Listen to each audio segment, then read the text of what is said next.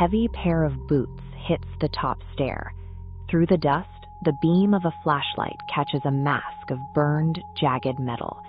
You are trapped in the basement of an abandoned cabin, and the figure on the stairs is moving towards you. This isn't a new threat.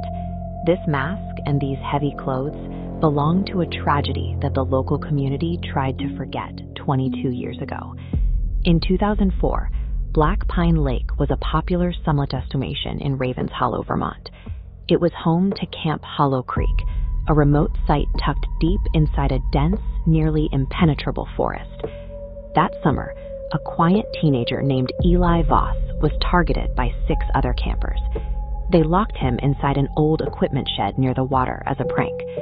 Before they could go back for him, a storm arrived, and a fire consumed the structure, with Eli still inside.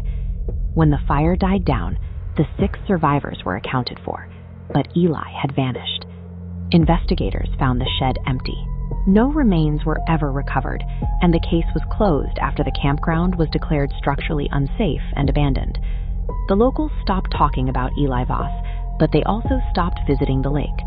The trauma of that night stayed behind in the cabins, leaving an unresolved history that the forest slowly began to swallow.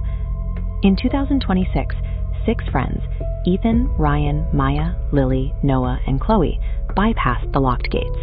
They had found an old maintenance key and wanted a weekend away from cell service. They chose the one place in Vermont where no one would look for them. Upon arrival, they found a warning carved into a pine tree. The wood was fresh. It said, 7 came here, only 6 left. Inside cabin 6, they found a second artifact. A photograph from 2004 showed the original group of 7 standing by the water. One face had been violently scratched away, as if someone had tried to erase that person from the record entirely. The former caretaker, Walter Crane, appeared at sunset to deliver a final warning. He told the group that tonight was the anniversary of the fire, and that they needed to leave the property before the clock struck midnight. The group stayed. They ignored the carvings and the caretaker's deadline.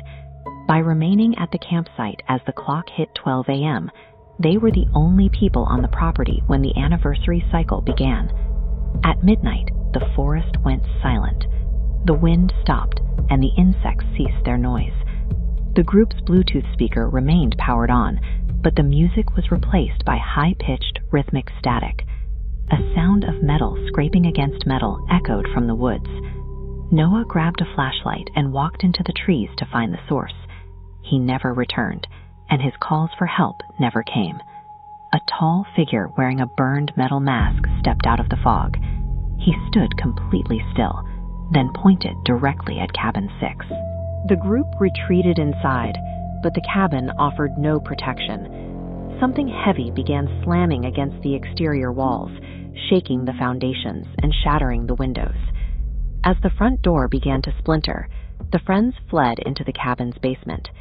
They huddled in the dark as they heard the heavy footsteps of the killer moving across the floorboards directly above their heads. There are no windows in the basement and only one set of stairs. The group is now confined to a single room, listening to the killer descend the only way out. While searching for a weapon, Ethan found a narrow tunnel hidden behind an old storage shelf. It led away from the cabin and deeper into a subterranean bunker that appeared to have been inhabited for years. On a desk, Maya found a newspaper clipping from 2004. Most of the article was blacked out with a marker, but a few words remained visible, screaming from inside the lake. The report suggested that the screams heard on the night of the fire didn't come from the shore. They were coming from somewhere beneath the surface of the water. This diagram shows the campground. On the surface, it looked like a standard camp, but the equipment shed sat directly over a hidden mine shaft. When the fire started, the floor collapsed, dropping Eli into a submerged tunnel system. A cassette recorder sat near the files. When they pressed play, they heard the voice of a teenage boy. It was Eli Voss, recorded long after the fire. He was alive. On the tape, Eli described something else living in the mines, a creature that emerged from the water and began to mimic the faces and voices of the people it encountered. This recording changes everything the town believed about the 2004 disappearances. The original 6 teenagers weren't being hunted by a vengeful classmate. They were being hunted by the entity Eli encountered under the lake. The group followed the tunnel until it opened at the water's edge. They were trapped between the lake and the approaching footsteps of the killer.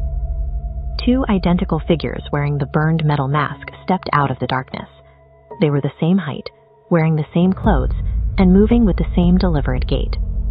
The first figure removed its mask to reveal an older, heavily scarred Eli Voss. He had spent the last 22 years living in these tunnels, tracking the creature from the shadows to keep it from leaving the lake. The second figure dropped its mask, and its face immediately shifted. Its skin rippled like wet clay before melting into a featureless, black-eyed void. Eli Voss tackled the creature, and both fell into the deep, black water.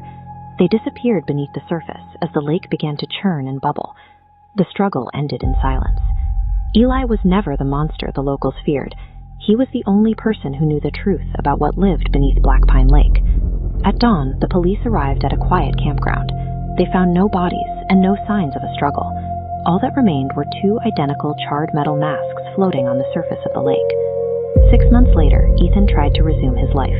He avoided the woods and stopped answering calls from unknown numbers, trying to move past the events of that summer. A package arrived at his door with no return address. Inside was a single photograph of the campground, taken from the edge of the woods. The photo shows all 6 friends standing around a campfire.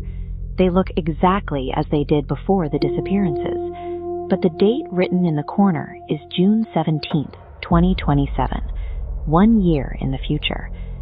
Ethan's phone rang. It was Noah's voice on the line. He whispered that the group was still at the lake and that they were waiting for him to come back.